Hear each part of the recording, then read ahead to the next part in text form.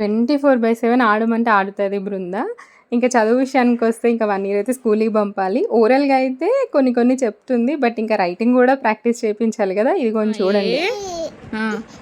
B ఏది? B ఏది? B రివర్సా? ఓకే. సి ఏది? C show me C.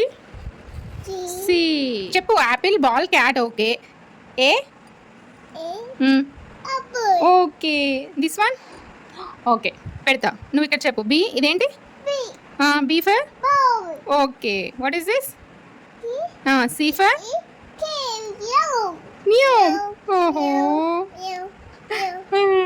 Okay. Nice. A B C. నువ్వు చెప్పు. A B C. ఇది ఏ బి సి.